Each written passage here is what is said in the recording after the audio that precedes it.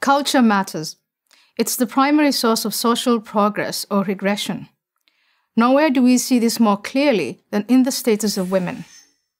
The Judeo-Christian culture, and perhaps a more upward civilization, has produced over time the law codes, language, and material prosperity that have greatly elevated women's status.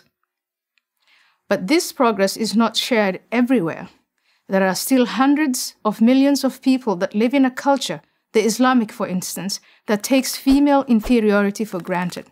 Until recently, these cultures, the Western and the Islamic, were for the most part separated.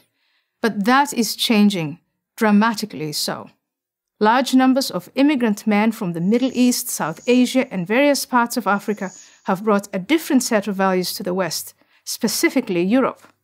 More than 1 million arrived in 2015 alone. More are on the way. As a result, crimes against girls and women, groping, harassments, assaults, and rape have risen sharply. These crimes illustrate the stark difference between the Western culture of the victims and that of the perpetrators. Let me be clear, not all immigrant men, or even most, indulge in sex attacks or approve of such attacks. But it's a grave mistake to deny that the value system of the attackers is radically different from the value system of the West.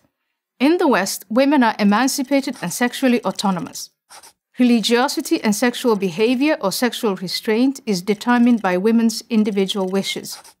The other value system is one in which women are viewed as either commodities, that is, their worth depends on their virginity, or on the level of a prostitute if they're guilty of public immodesty, wearing a short skirt, for example.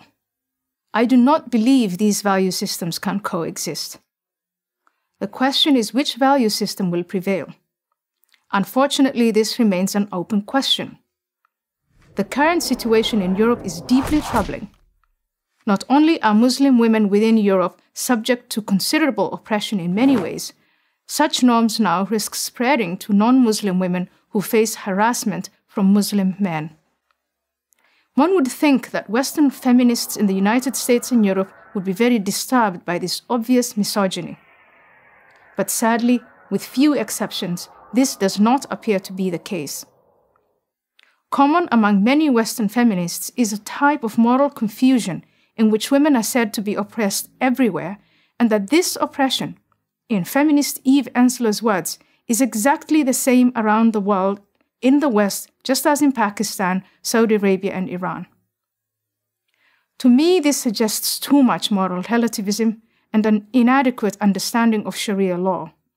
It is true that the situation for women in the West is not perfect, but can anyone truly deny that women enjoy greater freedom and opportunities in the United States, France, and Finland than they do in Iran, Pakistan, or Saudi Arabia? Other feminists have also argued that non-Western women do not need saving, and that any suggestion that they need help from Western feminists is insulting and condescending to non-Western women. My perspective is a practical one.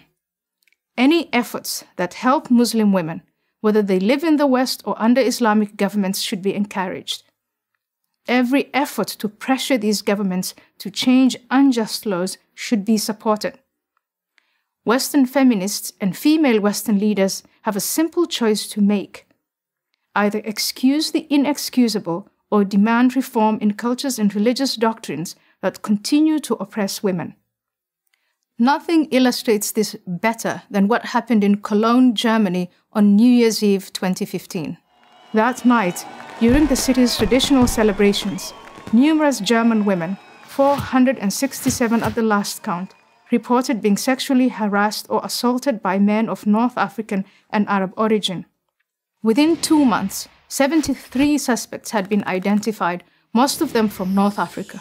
12 of them have been linked to sexual crimes. Yet, in response to the attacks, Cologne's feminist mayor Henriette Reker issued an arm's-length guideline to women. Just keep an arm's-length distance between you and a mob of Arab men, she advised Cologne's female population, and you will be fine. Mayor Reker's comments underline the seriousness of the problem. A culture clash is upon us. The first step in resolving it is to unapologetically defend the values that have allowed women to flourish. Feminists with their organizations, networks, and lobbying power need to be on the front lines of this battle. Their relevance depends on it. And so does the well-being of countless women, Western and non-Western. I'm Ayaan Hirsi Ali of Harvard University for Prager University. To subscribe to our YouTube channel, click here. To help keep our videos free, donate here.